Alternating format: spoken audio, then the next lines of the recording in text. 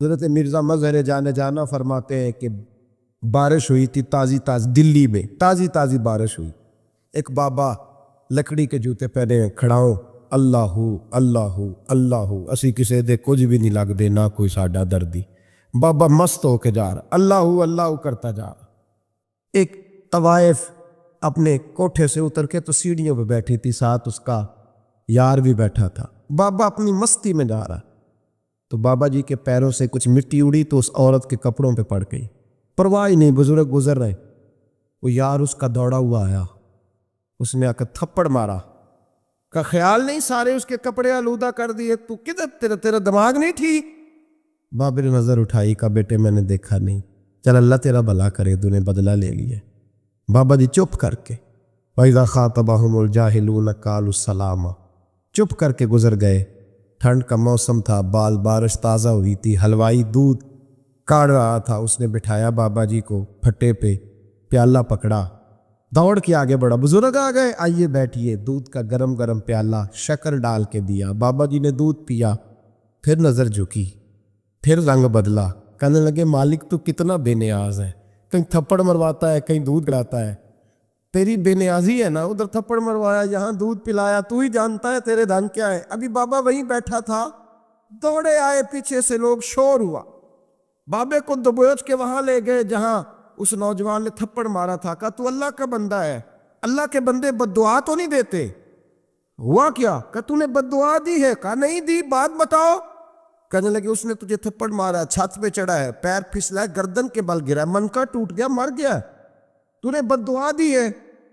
بابا جی کہنے لگے یار میں نے تو دوسرا لفظ بھی نہیں کہا، بھلا ہو کہہ کے گزرا ہوں، میں نے نہیں بد دعا دی. کہ تو نے دی ہے تبھی تو مر گیا. کہا نہیں دی. کہا بابا تو بزرگ آدمی ہے، سچ بول. تو بابا جی کہنے لگے سچ سنو. پھر میں آ رہا تھا، میرے پیروں سے مٹی اڑی، اس کے یار کے کپڑوں پہ پڑی، اسے برا لگا، اس نے مجھے مارا. جب اس نے مجھے مارا تو میں کوئی لاوارث تو نہیں تھا، جب اس نے مجھے مارا تو میں کوئی لاوارث تو نہیں تھا. مجھے دشمنوں نہ چھیڑو، میرا ہے کوئی جہاں میں ابھی پکار لوں گا، نہیں دور ہے مدینہ. اس نے مجھے مارا تو میں کوئی لاوارث تھا کہ میرا بدلہ کوئی نہ لیتا.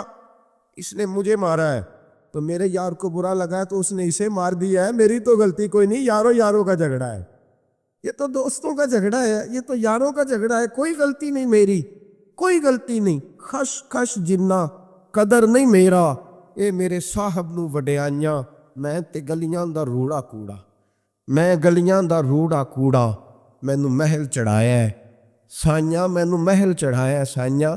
فرمایا اس نے مجھے لاوارث سمجھا تھا کہ تھپڑ مار کے گزر جائے، میرا کو پوچھے گا ہی نہیں. میرے رسول پاک علیہ السلام کے بارے میں رب فرماتا ہے ابھی میں تو تیرے ہو تو وہ کافر کو سزا نہیں دیتا کہ تو موجود ہے. یاد رکھے حضرت فضیل بن ایاز فرماتے ہیں ایک جوان تھا، مسجد میں آیا، لوگوں سے کہنے لگا روٹی کھلاؤ. کسی نے توجہ نہ کی. اس نے کہا میں رب بتانے والا ہوں، میری طرف دیکھو تو صحیح. کسی شخص نے خیال ہی نہ کیا. پھر اس نے کہا یار تھوڑا سوچو. نمازیوں سے کہا، اہل علاقہ سے کہا، انہوں نے کہا تیری طرح کے بڑے درویش دیکھیں. مسجد کے محراب میں وہ رب کریم کا بندہ انتقال کر گیا. جب فوت ہو گیا نا، لوگوں کا مزاج ہے بیمار کو دوائی نہیں دیتے، جنازے پہ وقت پہ پہنچ جاتے. جب کوئی گر رہا ہوتا ہے تو سہارا کوئی نہیں دیتا، جب کوئی گر جاتا ہے، ٹانگ ٹوٹ جاتی ہے تو تیمارداری کو زمانہ پہنچ جاتا ہے. اور بزرگ وہ نوجوان اللہ کا نیک بندہ مسجد کے محراب میں فوت ہو گیا. حضرت فضیل ابن ایاز کہتے ہیں امام صاحب نے اعلان کیا چندہ دو، کوئی لاوارث فوت ہو گیا، کفن دینا. چندہ کٹھا ہوا، کفن خریدا، جنازہ پڑھا، عشاء کے بعد دفن کر کے آئے.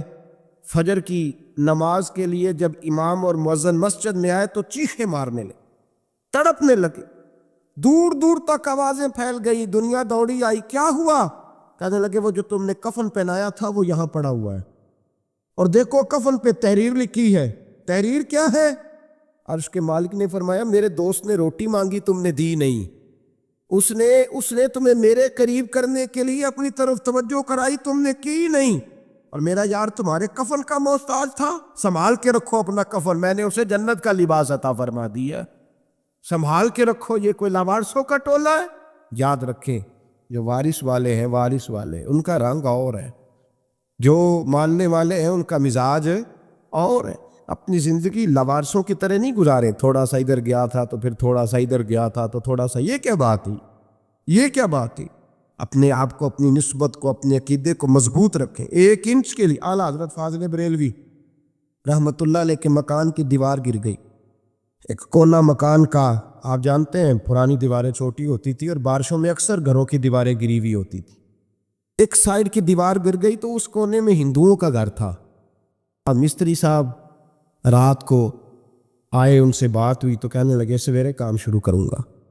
کہا 1-2 صاحب نے کہ ہندوؤں کا گھر ساتھ ہے اور وہ دشمن بھی بڑے زیادہ ہیں تو رات کو ہی ہو جائے۔ کہنے لگا جی نہیں، میری مجبوری ہے، مزدور کہاں سے لاؤں گا، بڑے معاملات ہیں، سویرے شروع ہوگی۔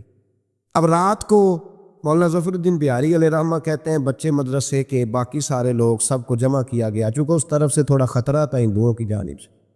کہا جناب یہ بڑے دشمن ہیں اسلام کے، تو اس طرح کرو کہ 2-3 بچوں کی ڈیوٹی لگائیں یا کچھ لوگوں کی یہاں رات کو پہرا دیا جائے، ٹھنڈ بھی بڑی زیادہ تھی، کھڑا ہونا بھی مشکل تھا۔ اعلیٰ حضرت رحمۃ اللہ علیہ عشاء کی نماز کے بعد جلدی حجرہ خاص میں تشریف لے جاتے تھے۔ اس رات جب دیکھا نا باہر شور ہو رہا ہے تو اسی طرح سر پہ ایک رومال لپیٹا تو باہر آ گئے، کہنے لگے کیا شور ہے؟ کہ حضور سردی ذرا زیادہ ہے تو یہاں کسی کی ڈیوٹی لگانی ہے پہرے کی۔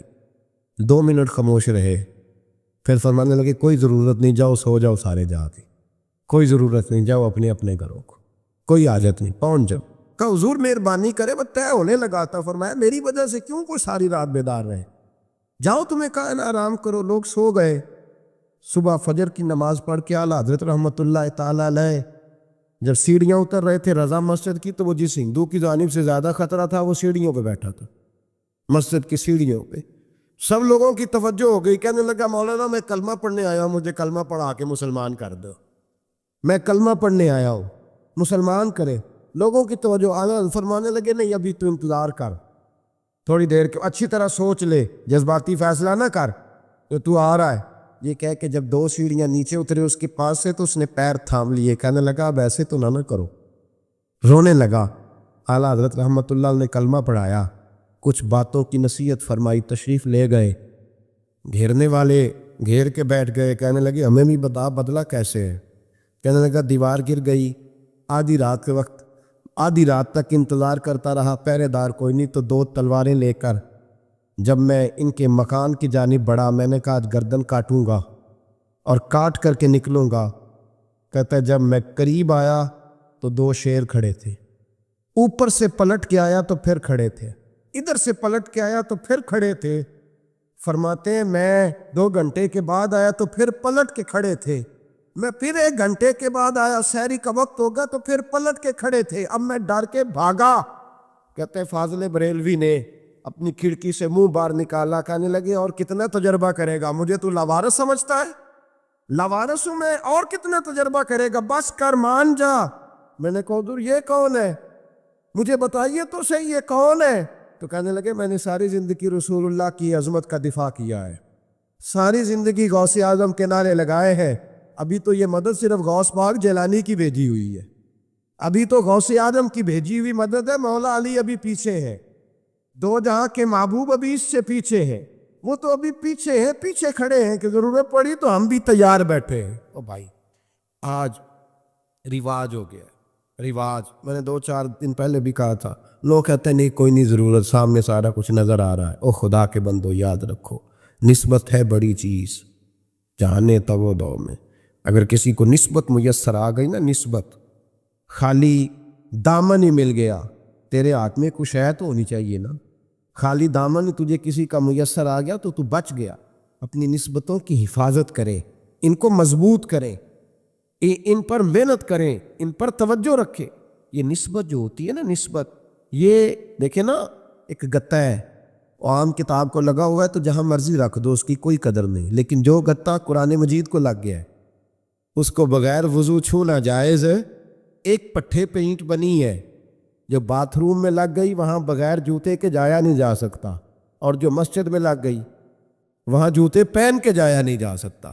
یہ نسبت ہے بڑی چیز، اگر میسر آئے، نصیب ہو، اپنی نسبت کو مضبوط کر کے رکھا کریں، اس کی جولانی کا مظاہرہ کیا کریں، اس نسبت میں روز توانائی آنی چاہیے۔ میں آپ کو بڑی ذمہ داری کے ساتھ ایک بات بتاتا ہوں تجربے کی۔ ہمیں جتنا کسی نے آ کے کہا ہے نا نسبت کے خلاف، ہماری نسبت اس سے زیادہ مضبوط ہوئی۔ ہمیں جتنا کسی نے آ کے کہا ہے نا جی آپ کو کیا ملا، آپ کو کیا ملا، تو ہم نے اتنا کہا یار جیسے جیسے تو کہتا جاتا ہے ہماری تو نسبت میں اضافہ ہوتا جاتا ہے، ہمارا تو مزاج بدلتا جاتا ہے، روز ایک نیا پردہ کھلتا ہے، روز ایک نیا رنگ واضح ہوتا ہے، روز ایک نئی توانائی۔ ابھی تھوڑے دن کی بات ہے، ایک مولانا شرف الدین صاحب ہے، مفتی صاحب، میرے حضرت صاحب کے مرید ہوئے، مفتی تھے، عالم آدمی تھے، سرکار تاج الشریعہ، ہمارے شیخ سے بیعت کی۔ اب ہمارے حضرت صاحب کا اس وقت حال وہی ہے، وَرَأَيْتَ النَّاسَ يَدْخُلُونَ فِي دِينِ اللَّهِ أَفْوَاجًا۔ اب فوجوں کی فوجیں لوگ آتے ہیں، ہم نے دیکھا ہے صرف خالی مرید ہونے والے بار سینکڑوں کی تعداد میں ہزاروں لوگ بیٹھے ہیں کہ صرف بیعت اتنا کہہ دیں ہم نے قبول کیا۔ اس عالم میں اور جہاں حضرت صاحب کا اعلان ہو جائے کہ تشریف لا رہے ہیں وہاں لاکھوں کا مجمع جمع ہو جاتا اور ایک جھلک دیکھنے کو لوگ ترستے رہتے ہیں۔ یہ کیفیت ہم نے دیکھی، وہ دور گزر گیا، کبھی ایسا بھی ہوتا تھا ایک میں ہوتا تھا، ایک تو ہوتا تھا، اور تیسری تنہائی ہوتی تھی۔ وہ دور بیت جاتا ہے، وہ لمحے کسی کسی کو نصیب آتے۔ حضرت کا وہ مولانا شرف الدین صاحب کہتے ہیں مرید ہوا، تو مرید ہوا مجمع میں، رسی حضرت پھینکتے ہیں یا چادر پھینکتے ہیں تو پکڑ کے مرید ہوا، تو ساتھ ساتھ اور چادریں باندھی تھی، لوگوں نے پکڑی ہوئی تھی۔ ایک مولانا، میں جب بیعت ہو کے آیا ان کو بتایا تو مجھے کہنے لگے یار تو ایسی جگہ مرید ہو گیا جو تیری بات بھی نہ سن سکیں، جن کو تو دکھڑا بھی نہ سنا سکے، جو مصروف ہی بڑے رہتے ہیں، کہاں مرید ہو گیا؟ تو ایسے پیر کا بیعت ہوتا جہاں تو جاتا وہ تیرے پاس آتے، گفتگو ہوتی، بات چیت ہوتی۔ کہتے جب انہوں نے مجھے بہت زیادہ قائل کیا نا، بہت زیادہ، تو میں نے ارادہ کر لیا، میں نے کہا بات ٹھیک ہے، بیعت کہیں اور ہونا چاہیے تھا۔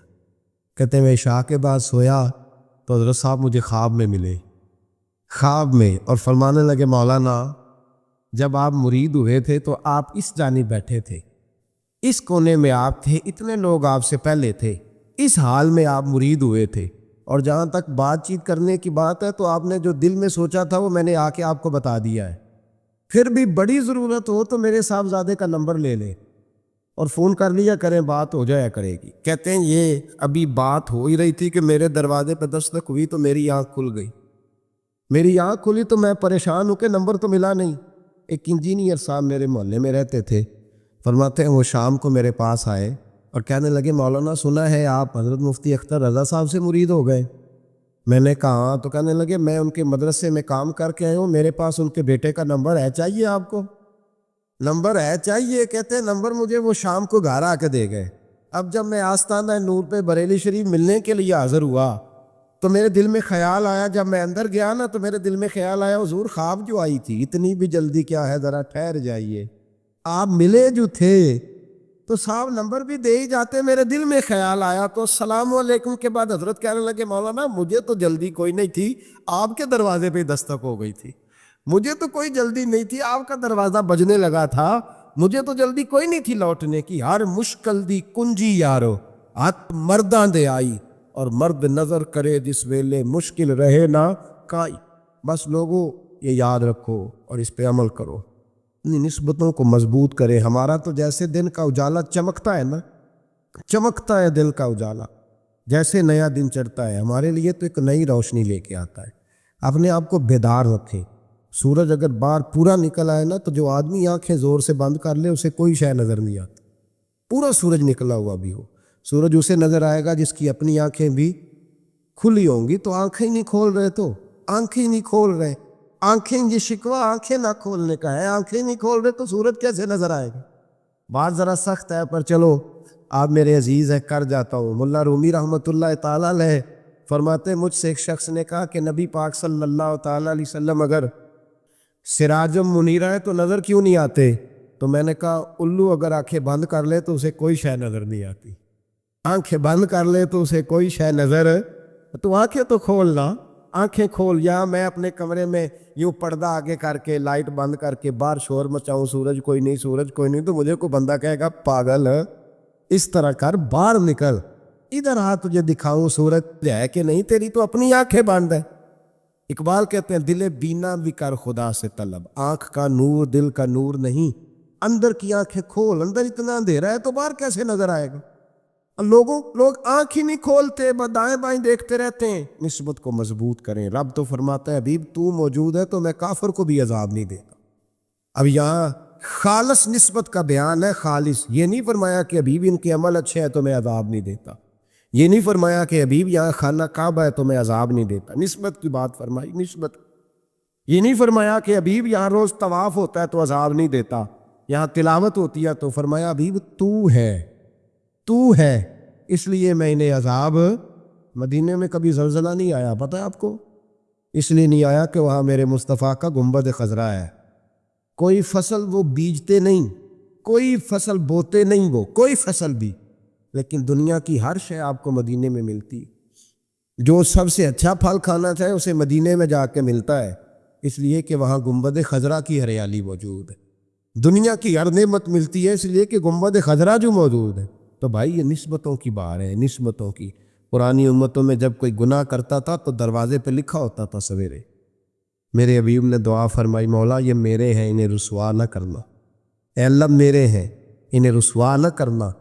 تو میرے بھائی سن لو اور یاد رکھ لو، لاکھوں پاپ بھی لوگ کر کے آئیں، سویرے منہ دھو کے نکل آئیں تو عرش کا مالک رسوا نہیں کرتا، بلکہ کہتا ہے تو میرے دامن میں چھپ جا، اندر جا کے جہاں گناہ کیا ہے وہاں جا کے دل سے سچی توبہ کر لے، میں قیامت میں بھی کسی کو نہیں بتاؤں گا کہ تو نے گناہ کیا۔ تو برکت کس کی ہے؟ رسول پاک کی۔ یہ برکت کس کی ہے؟ حبیب دو عالم کی صلی اللہ۔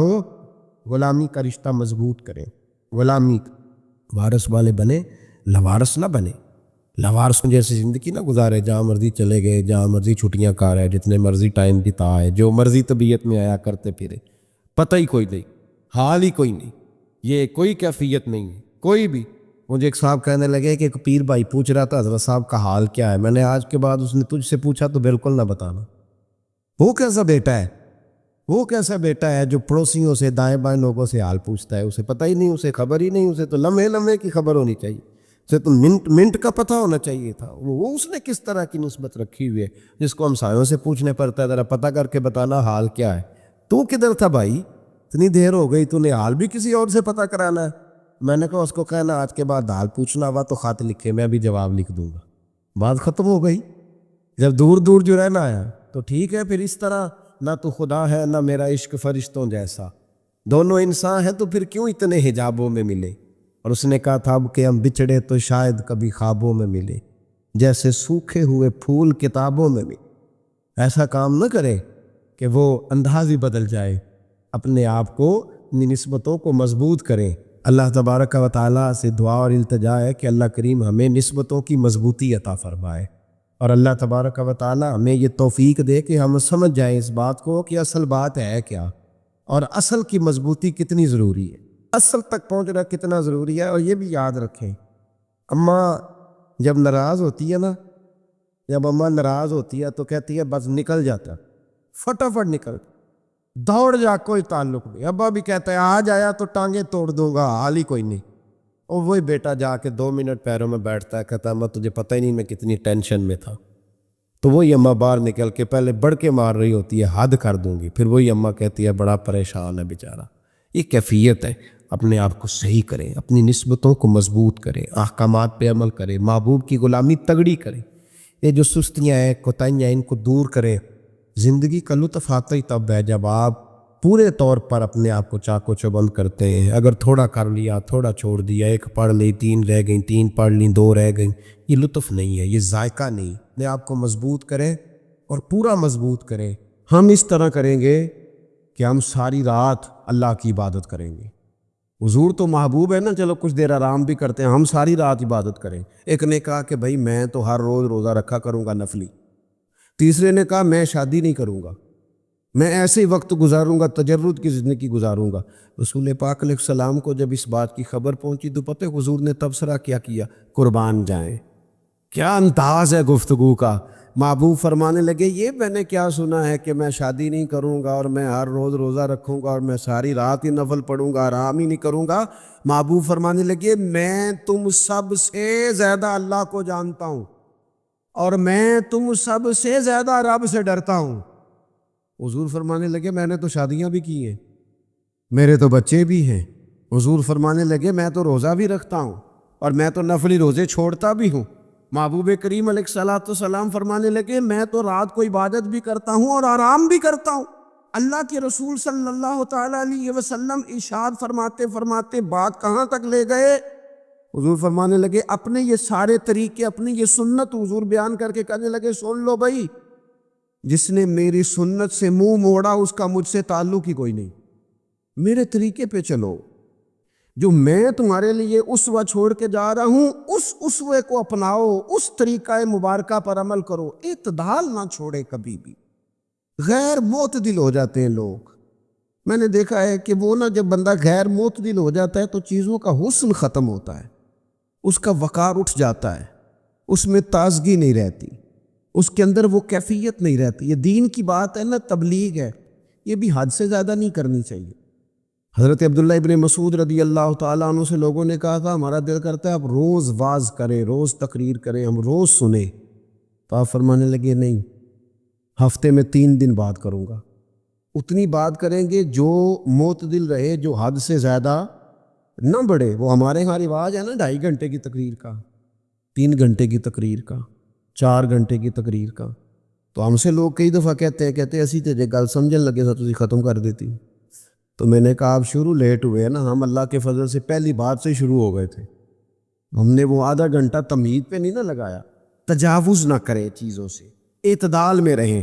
دیکھیے اسلام ہمیں یہ کہتا ہے کہ تم کھانا کھاؤ، کلو وشربو، کھاؤ بھی پیو بھی، تمام جائز چیزیں کھانے کی اجازت ہے، لیکن نبی پاک علیہ السلام نے فرمایا کمر سیدھی رکھنے کے لیے کھاؤ، اور جب تمہارا بڑا جی چاہے نا پیٹ بھر کے کھانے کو، تو کریم فرمانے لگے پھر بھی 3 حصے کرو کھانے کے، ایک حصے میں ہوا ہو، ایک میں پانی ہو، اور ایک میں خوراک ہو، پھر بھی پیٹ بھر کے نہ کھاؤ۔ بلکہ اللہ کے رسول صلی اللہ تعالیٰ علیہ وسلم فرمانے لگے کسی نے اتنا برا برتن بھرا ہی نہیں جتنا کسی نے اپنے پیٹ کو بھرا، سب سے برا برتن تم نے بھرا۔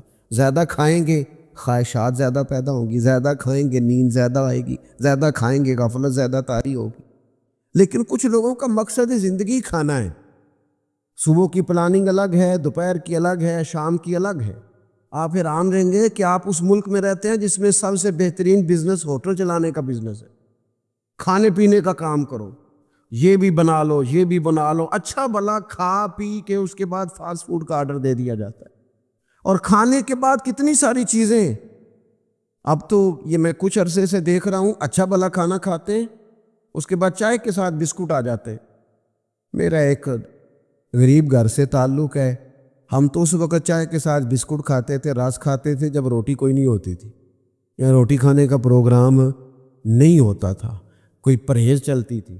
لیکن اب وہ لوازمات چائے کے ساتھ، اب تو لوگ چائے کا، اب یہ آپ کا کھانا نہیں پکانا، چائے پکانی ہے، تو چلو ٹھیک ہے چائے پک گئی، اب وہ چائے پک رہی ہے، اس کے ساتھ جناب بھنا ہوا گوشت پڑا ہے، اس کے ساتھ پیزا آ گیا، اس کے ساتھ فلانی چیز آ گئی، یہ کیا ہے کیونکہ اچھا پھر وہ خواہش بھی ہوتی ہے بعض میزبانوں کی کہ اب یہ تعریف بھی کریں، وہ سارا کچھ رکھ کے تو ساتھ یہ بھی کہہ رہے ہوتے ہیں تُساں چونکہ روٹی ڈاک چھڑی سی، لہذا پھر ہم نے نا یہ سارا کچھ کیا ہے۔ یعنی وہ کہہ رہے ہوتے ہیں کہ مہمان اب یہ کہے کہ او ہو آپ نے تو بڑا تکلف کر دیا ہے، اس کی کیا ضرورت تھی۔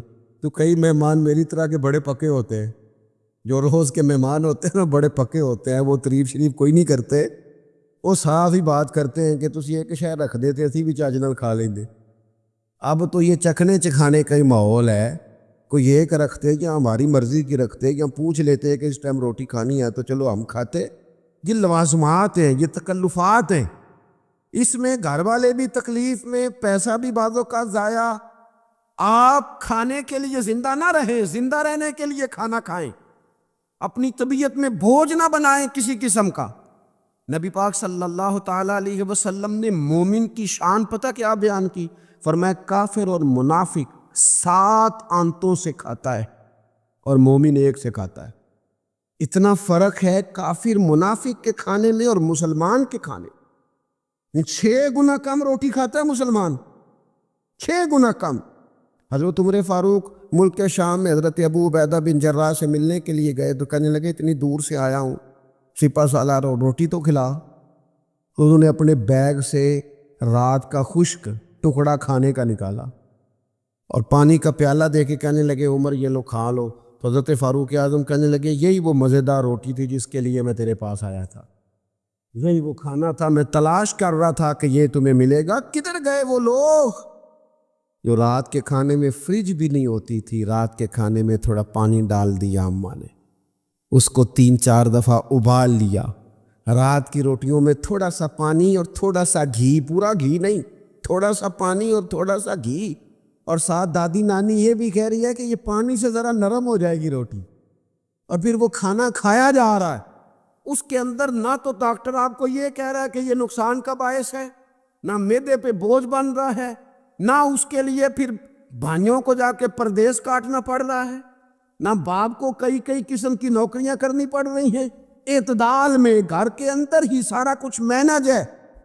یہ وہ حسن ہے جو اسلام کہتا ہے تم غیر معتدل ہو گئے، تم حد سے بڑھ گئے، تم نے زندگی ساری کھانے پینے پہ لگا دی، اور بھائی من چاہی نعمتیں تو جنت میں ملیں گی، ہم نے تو مزے مزے کے کھانے وہاں جا کے کھانے ہیں، وہاں ملے گا پھل اور وہاں ملے گی نعمتیں جو بار بار ملیں گی، چہرے ایک جیسے ہوں گے پر ذائقہ بڑا منفرد سے منفرد نظر آئے گا۔ تو وہ جو پردہ غیب میں چیزیں تھی وہ ساری چیزیں لوگ کہتے ہیں ہاں جی ہم ساری غیر معتدل نہ بنے، تھوڑی سادگی لائیں، تھوڑا درمیانہ راہ، اسلام اس کو پسند کرتا ہے۔ نبی پاک علیہ السلام کی بارگاہ میں ایک مہمان آیا، وہ مسلمان نہیں تھا، تو محبوب نے فرمایا ایک بکری کا دودھ دھو کے اسے پلا دو۔ ایک بکری کا دودھ دھویا گیا، پلایا گیا، پھر دوسری کا دودھ دھویا گیا، پلایا گیا، پھر تیسری کا، وہ 7 بکریوں کا دودھ پی گیا۔ صبح اللہ نے توفیق دی اور وہ کلمہ پڑھ گیا۔ اب نبی پاک علیہ السلام نے فرمایا اسے بکری کا دودھ دھو کے پلاؤ۔ ایک بکری کا دودھ پیا، دوسری کا پی نہ سکا، اور رات 7 کا پی گیا تھا۔ تو میرے کریم فرمانے لگے یہ مومن اور کافر کا فرق ہے، جب تک یہ حالت کفر میں تھا 7 بکریوں کا دودھ پی گیا، اب یہ مومن ہوا ہے تو اللہ تبارک و تعالیٰ نے ایک دودھ کے ساتھ ہی سے سیر فرما دیا ہے۔